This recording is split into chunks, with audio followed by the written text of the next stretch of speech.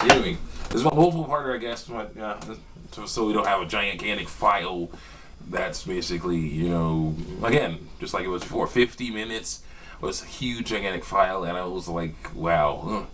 Like, yeah, it's going to take a long time to load this, and it's not fun. So instead of that, we're just going to do this kind of stuff. So let's go. Okay. The nurse says that they're all going to walk. Tells the nurse that they're all going to walk out of the front door, like it's a business as usual or else, and that's what they all do. Now you're all probably wondering where our Chinese bad guys are. There has been plenty of time for them to cause lots of damage, but as you will soon see, they don't really ever reach their potential. So what have they been doing? Well, let's see. First, Jojo grabs a young nurse who's either on a smoke break or on her way to get some liquid medication from the local bar. He drags her into an alley while Sadhu stands watch. Our loathsome assassin has one arm around the girl's arms and waist, and he's holding a knife to her throat with his free hand. He asks her where the girl is and assures her that if she resists, he will kill her. The nurse says she's on the 5th floor, room 112 or something, and he says, "Why didn't you just say so, you fool?" And that makes me think he's like Alvel from Knox from Star Wars Until the End of Time, except not as cool. Later, Jojo is climbing up the rain gutter of the hospital while Sado stands on the lookout. Notice a pattern here? Sado never does anything. Never really does anything. Oh, yeah. That works. Anyway, right before getting to the 5th floor windows, our loathsome assassin looks through the 4th floor windows, and that's when he sees our hero and main villains, and the nurse wheeling the blonde girl thereafter into the elevator. That's when he realizes the nurse who he did end up killing, by the way, lied to him about where the girl was. Heh, the nerve of some people. I mean, where's the trust?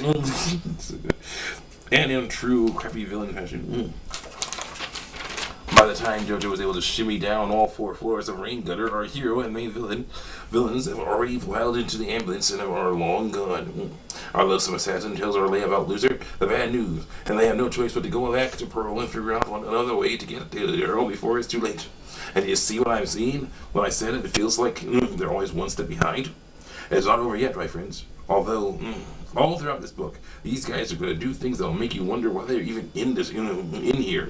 That is something you never want to have in your story. But now, let's go back to our hero and main villains. They're speeding down the freeway in the ambulance, and the sun is setting. Sun is setting. Inside the ambulance, the girl everyone is after is still asleep, and will stay that way for a good while longer in this book. Our hero and the nurse are still being held at gunpoint by the Russians. Either it's Malik or Hulking, or Hulking Jeleno, or Smirnov, the other Hulking Jeleno we don't care about as much. Our hero, smooth operator that he is, actually tries to cut a deal with the Russians. He'll stay with the girl and pretend to be her husband, and any information he gets from her, he'll get to them instead of the commissioner. And all for the low price of 30,000 francs. Both the nurse and the Russians are horrified at this prospect. The nurse because he's supposed to be a hero, but he's not acting like one. And the Russians because he's an agent, but he's not showing the same national pride as they would show in his position. I personally think it's a scam by our hero to make him look so sleazy that the bad guys won't take him seriously. And this needs to work. They pull off to the side of the road and kick him and the nurse out. Then they speed off after telling them that they are going to change cars soon, so it's useless to follow them. All seems lost until the car drives up. Inside this car is a fellow CIA agent who says the signal from a homing device pill is coming in just fine. Our hero and the nurse pile into the car and drive after it. Meanwhile, Malik and his men get to their safe house, and they meet up with another one of James H.'s strengths, a strong woman. Literally. Meet Miss Myrna. She's as big and strong as a man and has needle-sharp intelligence. Just like Ma Grissom from the New Orchestra from Miss Blandish.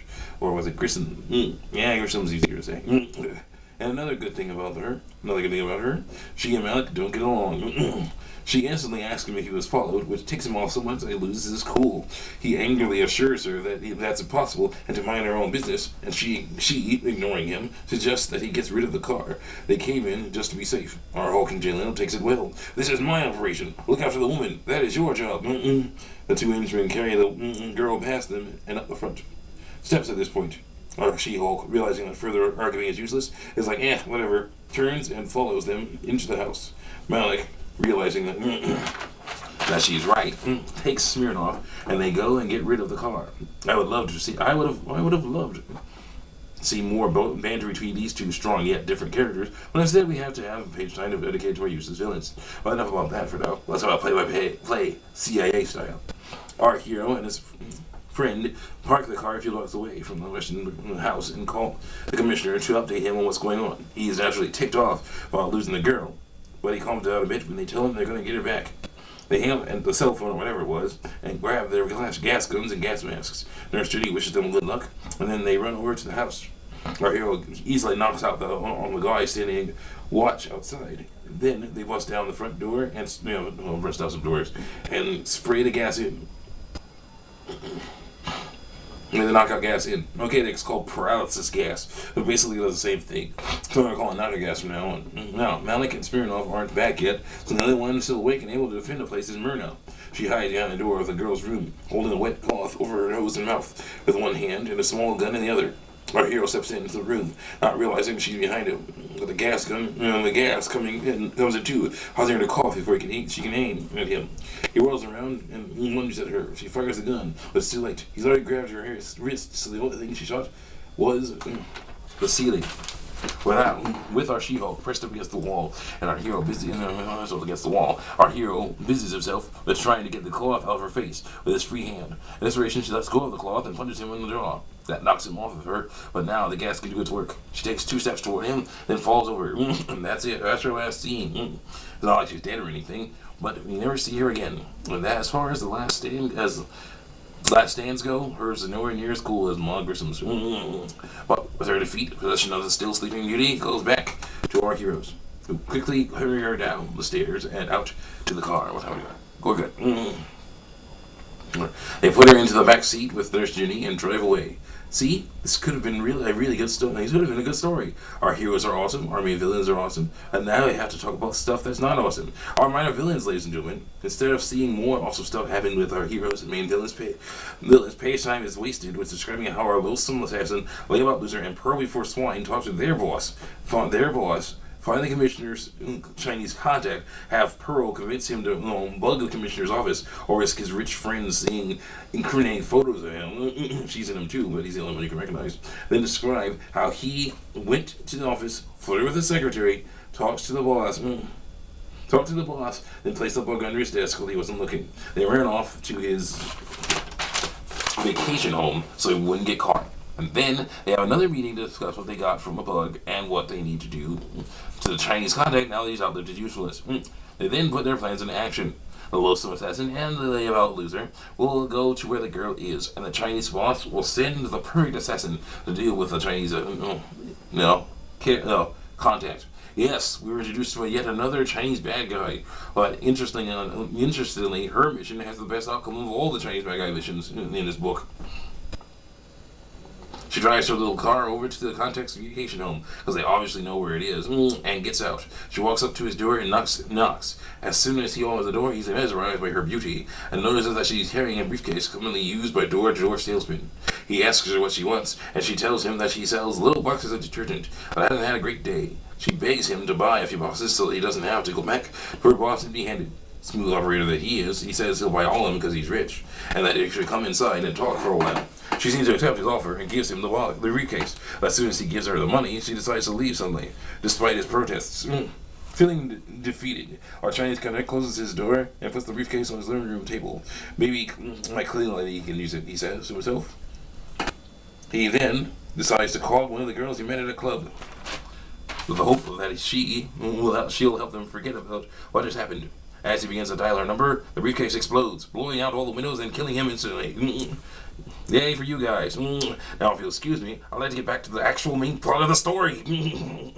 Now, this is where things get awesome, and then get horrible. Our hero says goodbye to his friend who helped him get the girl. Check that out.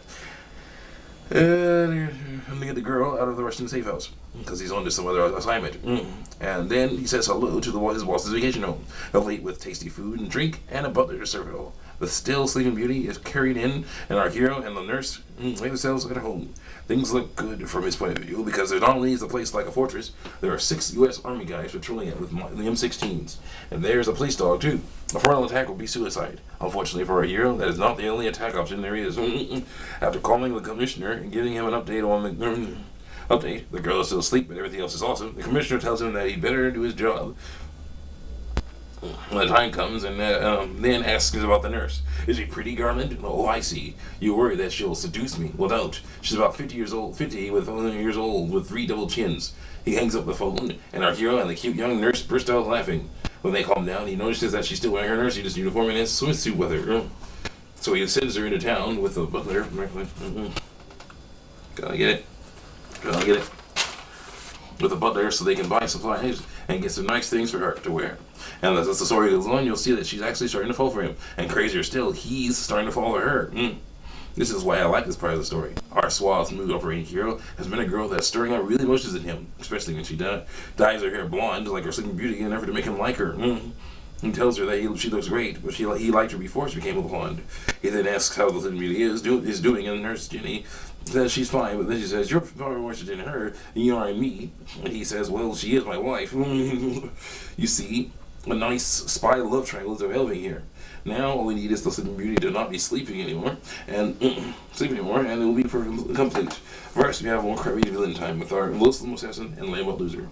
Pearl talks to her aunt Ruby, and learns about a small footpath that goes from a highway nearby to the back of the villa. It hasn't been used in years, so it's very hard to see. This is the way our minor villains are going to get in. And the way they're doing it is clever, but there's also another jab about how Sadu's useless. So that's still annoying. Now back to